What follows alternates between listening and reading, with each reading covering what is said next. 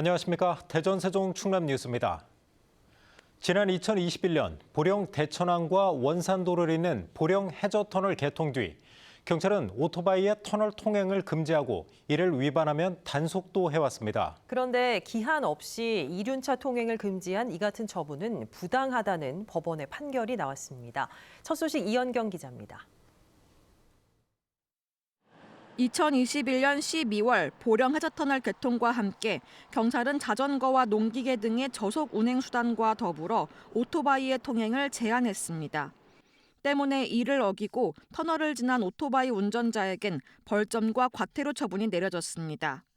이에 반발한 오토바이 운전자 53명이 보령 해저터널은 고속도로 같은 자동차 전용도로가 아닌 국도인 만큼 원칙적으로 이륜차 통행을 허용해야 한다고 소송을 제기했습니다.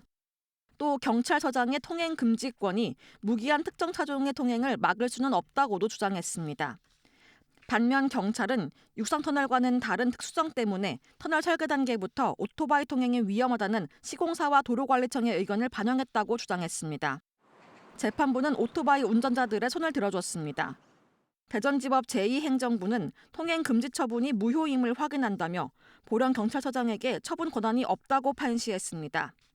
소송 시작 3년 만에 나온 판결에 원고 측은 즉각 환영의 뜻을 밝혔습니다.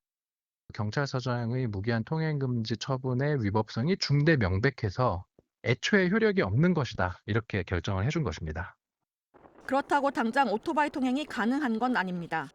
법원의 무효 판단은 경찰이 3년여 전에 내린 무기한 통행금지 처분에 관한 것인데 경찰이 지난해부터 3년간의 한시적 통행금지 처분으로 바꿨기 때문입니다. 오토바이 운전자 측은 한시적 통행금지 처분에 대해서도 법적으로 대응할지 검토에 나섰습니다. KBS 뉴스 이연경입니다.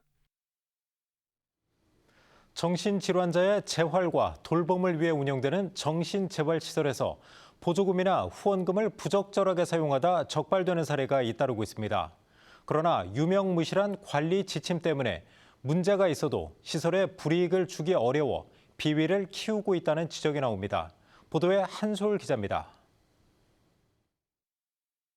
휴무일이나 일과 시간 이후 직원이 시설 명의의 카드를 쓰거나 후원금이 지출 명령 없이 임의로 인출되기도 하고 2천만 원이 넘는 연간 구매에도 공개 전자 입찰은 무시됐습니다.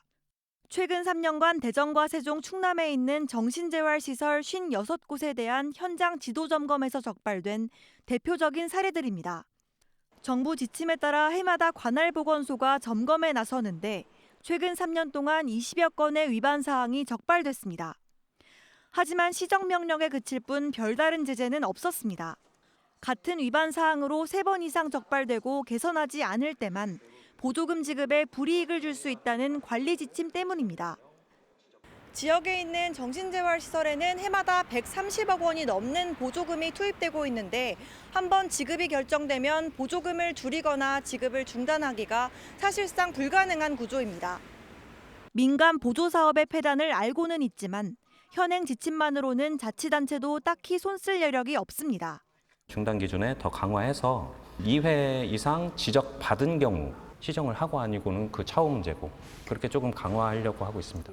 보건복지부 역시 현행 관리 규정에 구체성이 없다는 데 동의하고 올 하반기부터 유관기관과 협의해 지침 개정에 나서겠다고 밝혔습니다. 세수 부족 속에 지방보조금을 쏟아붓는 시설의 비위와 도덕적 해이를 막기 위한 관리 감독 강화가 필요해 보입니다. KBS 뉴스 한솔입니다. 지난 2일 태안화력발전소에서 작업 중 숨진 재하청 노동자 고 김충현 씨 사건을 수사 중인 노동당국이 발주처인 한국서부발전 관계자도 입건한 것으로 확인됐습니다. 앞서 경찰과 고용노동부는 지난 16일 한국서부발전 본사 등을 압수수색하고 1차 하청업체와 재하청업체 관계자들을 입건했습니다. 서부발전 관계자에 대해서는 중대재해처벌법 위반 혐의가 있다고 판단한 것으로 알려졌습니다. 노동당국은 발전소 내 근로기준 위반 사항 등을 광범위하게 조사하고 있다고 밝혔습니다. 수도권 일극화에 대응하기 위한 특별지방자치단체 충청광역연합이 출범한 지 어느덧 6개월째입니다. 출범 당시 여러 지역 연계 사업이 활성화될 것으로 기대를 모았지만 반년이 다 돼가도록 진전을 보이는 사업이 단 한 건도 없습니다. 정재훈 기자입니다. 지난해 12월 충청권 4개 시도가 참여하는 거대 조직으로 출범한 충청광역연합은 초광역 교통망 연계와 산업 육성 등을 목표로 내세웠습니다. 4개 시도가 힘을 합쳐서 해야 되는 과제를 공통의 과제를 풀어나가는 데 앞장설 생각으로 있고 하지만 반년이 다 되어 가도록 4개 시도가 충청광역연합에 맡긴 사무이양 절차는 단 한 건도 없는 상태입니다. 정부로부터 이양받은 유일한 업무인 광역급행버스 체계마저 아직 법령 개정 단계에 있습니다. 예산 확보는 사정이 더 좋지 않습니다. 4개 시도가 편성한 올해 예산은 27조 5천억 원 규모지만 광역연합은 0.02%에 불과한 56억 원뿐입니다. 사실상 읍면단위 수준입니다. 연합이 추진 중인 사업도 2억 원의 예산을 들인 광역 투어 패스와 하반기에 있을 혁신도시 채용박람회 정도입니다. 연합 측은 대통령 탄핵 사태로 중앙부처와 협상은 불가능한 상황이었다며 시도 사무이양은 올해 안에 실행 방안을 만들 계획이라고 밝혔습니다. 혼란한 시기였기 때문에 충청광역연합이 제대로 그 역할을 못했다라고 변명이 될는지 모르겠습니다만은 한 6개월 지나서 어떤 사무가 제대로 진척이 안 되고 있다라고 한다면은 참 좋은 점수를 줄 수 없는 그런 상황이. 10년간의 긴 논의를 거쳐 출범한 충청광역연합이 옥상옥이란 우려를 걷어내기 위해서라도 위상에 걸맞는 초광역 정책을 내놓아야 할 때가 됐습니다. KBS 뉴스 정재훈입니다. 더불어민주당 세종시당이 행정수도특별법 발의에 대해 국토균형 발전에 제도적 날개를 달아주는 시도라고 평가했습니다. 민주당 세종시당은 논평을 통해 특별법은 이전 대상 기관을 명확히 규정하고 안정적 재원을 뒷받침할 수 있도록 해 실효성과 지속 가능성을 모두 갖췄다며 이같이 밝혔습니다. 국민의힘 대전시당이 궐기대회를 열고 이재명 대통령의 해양수산부 부산 이전 추진 결정을 철회하라고 촉구했습니다.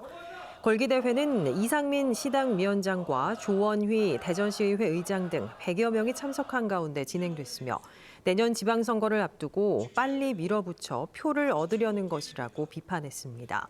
또 중앙부처가 세종에 몰려있는 이유는 효율적 행정 처리를 위해서라며 해수부 장관 지명자의 말처럼 해양강국 달성을 위한 포석이라면 외청을 설치하면 될 일이라고 주장했습니다. 뉴스를 깊이 있게 들여다보는 앵커 리포트입니다. 대전은 정부 대전청사와 대덕연구단지 등 국가 핵심 시설이 몰려있는 곳이지만 볼거리나 먹거리가 부족하다는 인식에 도시로서의 매력은 떨어져 오랫동안 노잼 도시로 불려왔습니다. 하지만 최근 몇 년 새 이런 분위기가 눈에 띄게 달라지고 있습니다. 그 변화의 중심에는 바로 성심당이 있습니다. 빵지 순례 성지로 주목받은 성심당은 몇 년 전부터 전국 각지에서 관광객을 끌어들이고 있습니다. 여러 지역 빵집과 더불어 빵집 투어 코스까지 형성돼 색다른 여행을 원하는 젊은 세대에게 요즘 큰 인기를 끌고 있습니다. 주변에서 성심당이 되게 유명하다고 해서 서울에서 친구랑 같이 1박 2일 정도 여행하려고 오게 되었어요. 대전의 이미지를 바꾼 또 다른 축은 프로스포츠입니다. 만년 꼴찌였던 프로야구 한화 이글스는 올해 26년 만에 우승에 도전할 정도로 뛰어난 경기력을 보여주고 있고 매년 상승세를 타는 프로축구 대전 하나시티즌도 올해 리그 2위까지 오르며 상위권 경쟁을 펼치고 있습니다. 하나이글스가 요새 잘하고 있어서 대전 사람으로서 너무 자랑스럽고요. 저는 서울에서 근무하고 있어서 서울에서 원정 경기를 하면 퇴근하고 자주 응원을 가고 있습니다. 지금처럼 잘해서 한국 시리즈 꼭 우승했으면 좋겠습니다. 대전의 변화는 각종 통계 지표에서 확인됩니다. 한 여행 리서치 기관에 따르면 올해 5월까지 대전의 여행지 점유율은 2023년보다 1%포인트 증가해 서울과 부산 등을 제치고 전국 최고 상승률을 기록했습니다. 대전은 한국기업평판연구소의 광역자치단체 브랜드 평판 조사에서 지난해 6월부터 5개월 연속 1위를 차지하기도 했습니다. 인구 1000명당 혼인 건수를 나타내는 조혼인율에서도 대전은 지난해 9년 연속 1위였던 세종을 제치고 깜짝 1위를 차지했습니다. 전문가들은 이딴 산업단지 확충 등으로 일자리가 늘면서 젊은 층 유입과 혼인율 증가로 이어진 것으로 분석하고 있습니다. 여기에 활기를 띠는 문화와 스포츠도 도시의 매력을 높이며 청년 인구 유입에 한몫을 하고 있습니다. 청년의 경우 2022년에 순유출에서 순유입으로 전환돼 청년의 순유입은 계속해서 증가하고 있는 추세입니다. 청년의 전입 사유의 경우 1위가 직업으로 확인되어 일자리가 청년 유입의 가장 큰 요인이 되는 것으로 분석. 노잼 도시에서 성심당의 도시, 또 스포츠의 도시 등으로 새로운 이름표를 달고 있는 대전. 이 변화가 일시적 현상이 아닌 대전의 새로운 정체성이 되길 기대해 봅니다. 지금까지 앵커 리포트였습니다. 대전시와 5개 구는 오늘 동구청에서 시구 협력회의를 열고 트램 건설과 정신질환 고위험 공무원 지원 체계 등의 현안을 다뤘습니다. 회의에서는 중앙시장과 역전시장 일대 트램 건설에 따른 도로변 노점상 철거, 정비와 관련한 인력 지원과 대응 등이 논의됐습니다. 또 올해 초 발생한 초등학생 피살 사건과 관련해 정신질환을 가진 공무원에 대한 지원과 직무 수행 판단을 다루는 별도 위원회 설치를 정부에 건의하기로 했습니다. KBS 대전 총국 6월 시청자위원회가 오늘 KBS 대전 총국 대회의실에서 열렸습니다. 이 자리에서는 KBS 수신료 통합징수 법안의 국회 통과에 기여한 시청자위원들에게 감사패가 전달됐습니다. 이어 열린 회의에서 위원들은 해수부 이전 이슈에 대해 지역의 목소리를 더욱 적극적으로 반영하고 지역 소멸과 청소년 도박의 심각성에 대해 경각심을 주는 방송 제작을 주문했습니다. 이에 대해 KBS는 국토 균형 발전 취지를 흔드는 해수부 이전 이슈를 지속적으로 보도하고 지역 소멸 등의 현안도 국민적 공감대가 확산될 수 있도록 노력하겠다고 밝혔습니다. 지난 20일 대한전선 당진 공장에서 40대 하청업체 노동자가 철제 작업대에 깔려 숨진 사고와 관련해 경찰과 노동당국이 합동 감식에 나섰습니다. 당진경찰서와 고용노동부 천안지청은 대한전선 당진 공장에 수사 인력 10명을 투입해 사고 원인을 밝히기 위한 정밀 현장 감식을 진행했다고 밝혔습니다.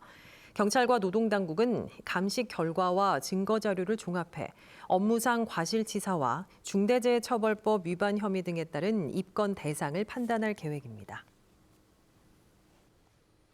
동료 시의원을 성추행한 혐의를 받는 상병헌 세종시의원에 대해 검찰이 징역형을 구형했습니다. 뉴스를 마칩니다. 여러분 고맙습니다.